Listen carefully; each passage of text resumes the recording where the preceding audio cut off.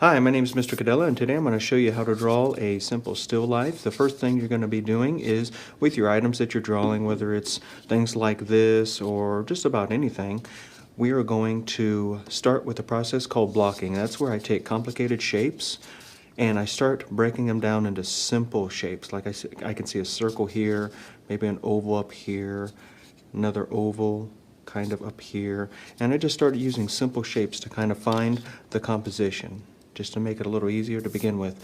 The first thing you want to do is you want to start drawing lightly those simple shapes again. Right now I'm drawing this little gourd pumpkin type object here, and notice I'm not even concerned with all the details or anything like that. I'm just finding some simple shapes, looking for the composition. It's very loose, very light, making it easy to change and to erase as I go. Just going to find these shapes here. There we go. And of course, you can change it at any time. I'm also using one of these kneaded erasers. You can also use just a regular eraser. Maybe a little bit later I'll use one of these blending stumps. Now I have my general composition here. I can go in and start finding some of those shadows as well. Just like this. Again, I'm not concerned with a finished drawing or lots of detail. Now that I have my composition, I'm satisfied with that. I can go in, I can start finding some of those details. For example, I'm looking for some of these other smaller details and shapes inside the big shape.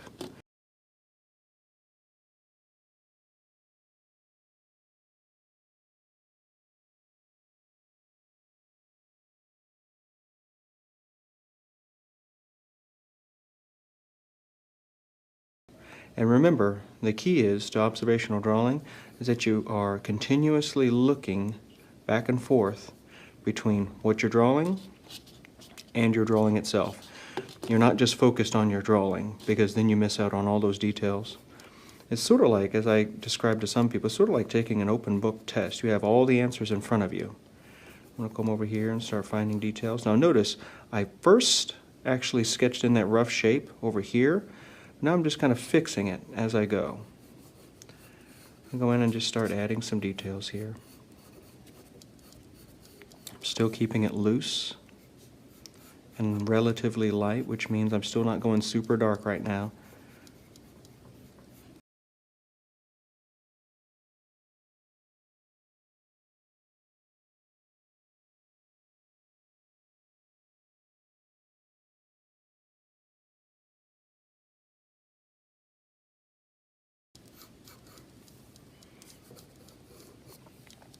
Okay, now I have the second step completed where I've refined the details. I've kind of made them a little sharper. Now I can start going in and start adding some shading. If you want to refine those details a little bit more, you can. Just don't press too hard with your pencil, because if you do, it'll make it a lot harder to change. That's probably one of the biggest mistakes people make, is they start pressing really hard with their pencil to begin with. So I'm going to start adding some of those values. Notice how I'm holding my pencil. I was doing that while I was sketching, but also while I'm shading as well, keeping the shading kind of loose too. I can refine that later.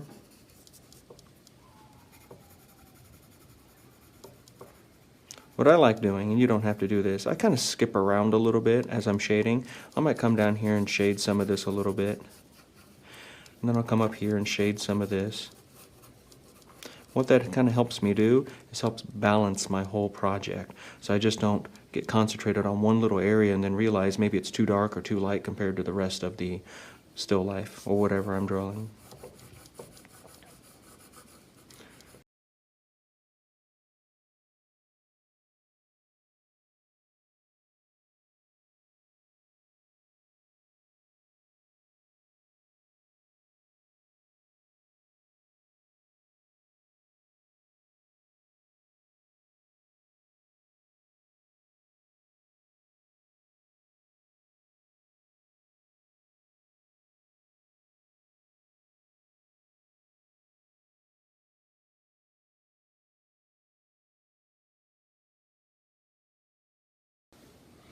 Now you'll notice that I'm shading with the contour.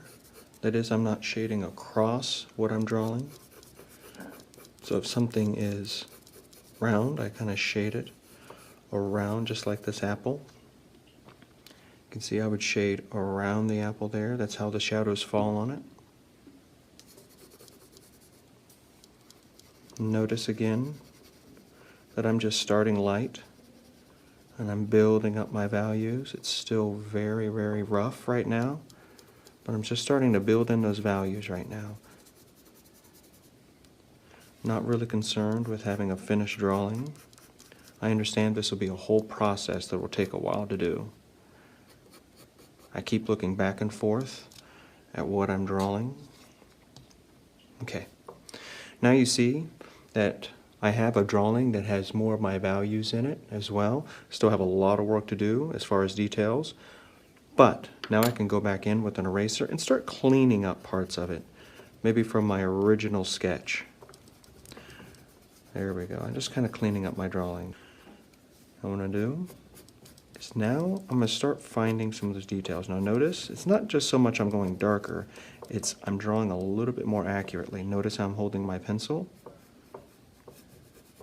I'm starting to shade these values a lot more carefully. There you go. A quick tip is, notice that all shadows are not crisp, clean edges. Sometimes they get blurry around the edges. Notice I also go back to holding my pencil like this when I need to get those real light values.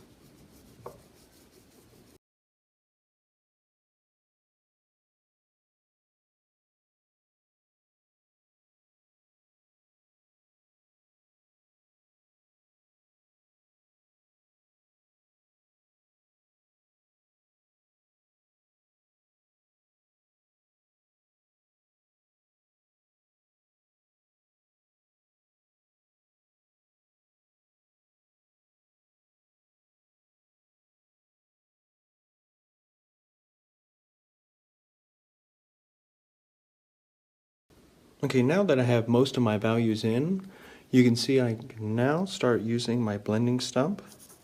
Now, the best way to start using a blending stump is just very lightly. If you start pressing really hard, it's going to make it a little splotchy and a little streaky. And then do remember that a blending stump will generally make things darker. You can already see it's making it darker right there. You can erase it, but once you start blending in that graphite into the paper fibers, it starts becoming a little harder to erase. You can still do it. But notice, I'm just taking little parts of my drawing at a time.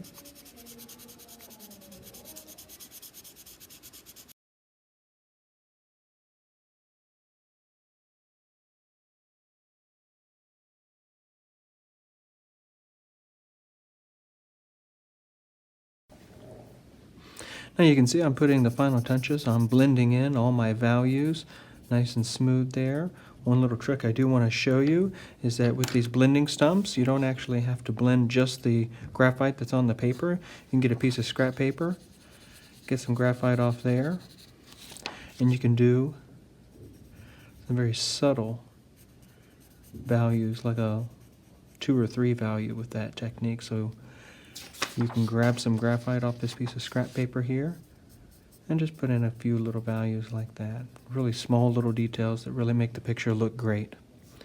The other thing I want to talk about is with your kneaded erasers. They're great for lightening values. If they get a little too dark, say you want to come back in here and just kind of lighten up a value. You don't want to erase it completely. You can use these and you can just kind of tap in some lighter values, and it takes off just a little bit of graphite at a time. The other thing that I want to mention is reflective light. Notice that on the shadow side of this apple here, there's light that's bouncing off the table and actually making the underside of this apple a little bit lighter. You can see a little reflective light there and a little bit right there. That's what really makes this project look 3D. I'm going to go back in with my pencil and just kind of tighten up a few details here. One of the big mistakes you start seeing when people begin drawing out things is they just try to get all the details all at once. For example, they start trying to draw real detailed, and they're trying to get all the little bumps, and they're drawing way too hard as well. So it's going to be really hard to erase those little mistakes. So they're going to come through here and try to get it right. And then they notice maybe they're off here. And then they try erasing, but it's not erasing quite completely. And also, they're not really thinking too far ahead. They start drawing, and then all of a sudden they find out, okay, oh, whoops, I got too close to the top of my paper. Now they have to shift down their whole still life, and they're trying to draw way too dark. And another big thing is they start getting all these little details. They actually won't finish, for example, this little gourd here, this little pumpkin, and they'll start trying to do all the little details, all the little spots on it and everything, all the little stripes that you might see, every little detail, before they really have the whole composition finished. The other mistake that I often see is people, when they start shading, they're going to get really dark, really quick, and notice that they're actually shading across the contours. The contour is going around. So by shading this way, they're actually making it look a lot flatter. They're not making it look 3D. And the other mistake I'm making too, as you can probably already notice, is I'm using just one value. It's not the correct value. I'm only using one value, and it's really not all that accurate. You can see lots of different values going on here. And people, sometimes when they do their shadows, they go, okay, here's my shadow. Now that may be the right shape. The unfortunate thing is, when you kind of see that shadow there, it is blurry around the edge. So when they start shading it, they usually start going too dark. They think all shadows are like the darkest value you can possibly get, when it's not. You can see that they can be lighter and darker. And then they just leave their shadow like that. It's like really super dark. And the other thing as well, one of the mistakes is they fail to see very subtle details like these highlights and this apple that'll go right around here that can really make the whole drawing pop and make it look 3D.